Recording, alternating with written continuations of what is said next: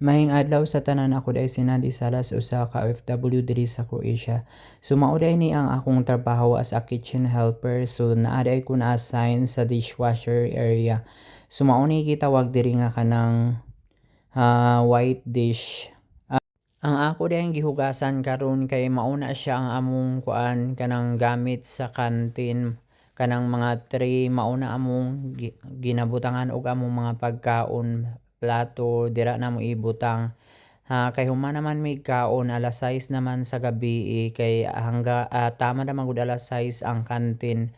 5 to 6 ang among kantin pag panggabi. Tapos pagbuntag ang kantin namo kay 10 10 to 1 basta inaana ang mga oras. Sa gabi kay isa ra siya ka oras. Tapos sa human na may kaon, gamay ra ang nagkaon actually karon kay gamay ra ang kanang mga staff nga nag-duty kay halos nagipalib kay kanang dili kay busy karon. So mao na akong kauban, isa ka Pilipino. Dito siya sa mga black dish ang tawag, dito siya sa mga kaldero, mga kalaha, basta dito dapit. Ako apod diri nga area kay mga plato, basta mga kutsara, baso, naa diri sa ako nga station sa white dish ang tawag. So ang paghugas ay diri kay dili man pud siya kanang hugas nga mano-mano, ipangsulod man na nimo siya sa machine. So naay machine dira, isa lang sang lang na nimo ang imong mga gihugasan. Tapos actually dili man na siya kanang hugaw. Ako lang sprayhan para mga wala ang mga katong mga food particles, charot. Tapos dili na siya actually hugaw kay maura ang gipatungan sa plato. Tapos ako na siyang isulod sa machine kay naa may machine ana automatic na siya hugasan, naa may mga sabon dira, mga chemicals. Basta hulaton na nimo dito sa pikas. Tapos imo dayon na siyang i-dry. Tapos trapuhan na nimo og uga nga trapo. Aya nimo siya ibalhin dito, ibutang sa butanganan. Kay kwaon naman po na siya sa waiter kay ila na ihatod sa kantin. Basta hugasan na namo, basta malimpyo na siya, ibutang na namo dito, kwaon na dayon sa waiter. Sila na ang maghatod ana paingon sa kantin, apin ang mga plato, tanan-tanan na. Basta hugasan na namo, ibutang na namo dito sa push cart. Tapos sila na dayon ang bahala ana, basta mahugasan ng namo kay amo ang trabaho maghugas lang o kanang basta tanan-tanan cleanliness amo ana siya, maglabay basura. Naanad na pud ko, dili na ko mag-inarte kay okay man pud among sweldo diri, tapos libre na biya akaon, libre balay. Dili na ta mag-inarte kay daghang kaayo na walaan og trabaho. Ang hotel ay na ako nga gitrabahuan karon kay dili kay siya busy pag summer. Ang busy diri sa Croatia pag summer ang katong didto sa mga isla, katong mga Dubrovnik, mga Split, basta mga Lagyo kay mao man na ang ilang mga tourist spot diri nga mao na ang dayuhon sa mga dayo sa mga turista. Nga kuan kay didto manggod kay naay mga dagat, mao na ang ilang adtuon. Ang Croatia di ay is more on daghan po sila mga dagat-dagat diri. Tapos mao na ang ginaanhi sa mga turista ang ilang dagat. Kwento di ay nako sa inyo sa una di ay kay sa isla ko na assign, so seasonal ang akong trabaho. So nabilong ang kanang food industry sa imong sa kanang kuan seasonal work, which is dati kay 6 months lang ang akong kontrata.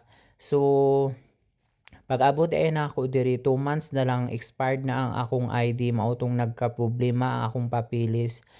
Lain pud ay diri ang kanang kuano ang ilang patakaran sa Croatia kay kanang while ga process ang imong papilis, katong na-approve ang imong visa, daga na ang imong kontrata ato. So mao to ang akong process, katong nadawat na ko 4 months man ang akong process. So 4 months na lang, 4 months na pud ang nagdagan ang akong kontrata ato. So pag-abot na ako diri kay 2 months na lang ang nabilin sa akong kontrata.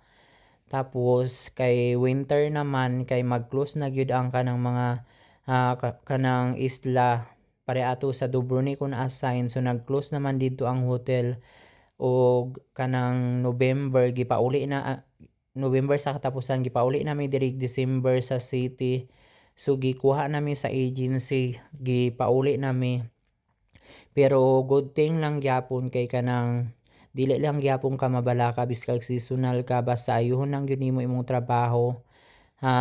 Giganahan ang among kuan na okeyhan among chef sa among performance mao to iyang gi-endorse mi niya sa kanang sister hotel which is mauna ni akong gitrabahoan karon.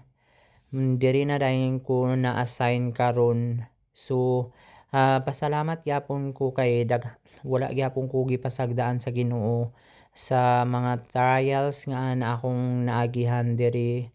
So naging thankful lang gyapon ko kay tungod sa akong positive vibes nga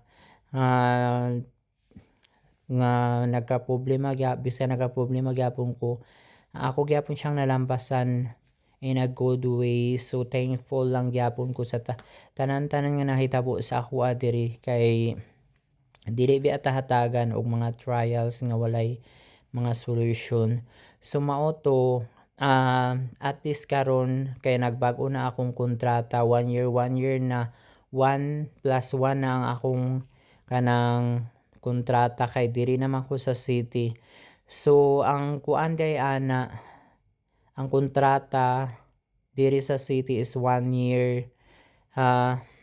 Pero pag dito sa kanang mga isla 1 year gyapon siya actually karon kay bag-o naman ang kuan diri na gabago-bago ang kanang kuan batas nila sa Croatia no. So pero pag abot anag December kay kanang mag-close man gyud na dito sa mga isla bisag 1 year gyapon na imong kontrata ipabalik na gyapon ka ana or ipapauli na ka ana diri sa imong agency. Ang agency na lang ang good thing lang ana is ang agency ang mangita sa imong trabaho kung asa ka niya isalpak.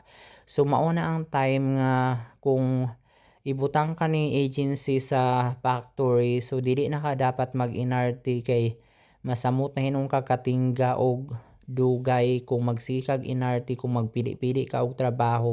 Naapo ko'y na-meet diri nga friends sa Facebook basta Pilipino na siya kanang gi-terminate siya sa iyang kuan employer diri kay wala daw giganahan sa iyang employer sa iyang performance.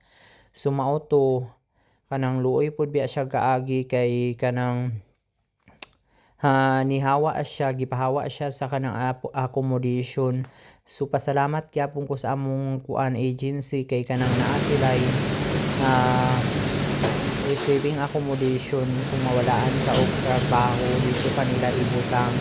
So maubot na kuan kanang tawagan na advantage ng agency kay dili gyapon ka mapasagdaan nila sila ang mangita ug kanang paagi para makatrabaho ka. So doon mga time na kay nino so mao ni akong panghinluan na ni ang mga machine kay kanang close na ni tapos pauli na dayon ni aning panahon na giapit na ni makaayos akong ipanghinluan ng machine. So duha di ayon ang akong machine diri kami sa mga plato dahil ang isa kay muna katong sa pitas ang katong sa mga baso. Actually daghan kay nahitabo sa ako basta wala ko 1 year diri daghan gyapon ko yung mga experience na dili ako malimtan kay kanang basta daghan gid siya nahitabo sa ako nga dili maayo gyapon pero nag-think positive lang gid gyapon ko mauning nabalik ko diri sa akong kuan hotel nga gitrabahoan sa una kay gi-request lagi ko nila pero thankful gyapon ko kay at least na ana ko'y ID karon dili na ko TNT magpa-verified na lang ko contract soon. Actually kanang wala dai ni diri kuan ang kanang Croatia walay Filipino embassy.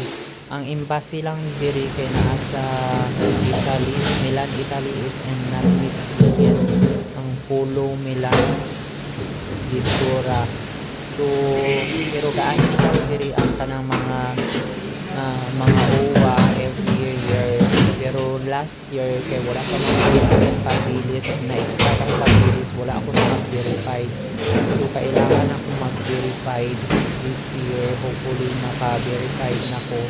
Tapos ganahan kong suka ron kay naa na ko yung ID, pwede na ako makalaag sa Italy. So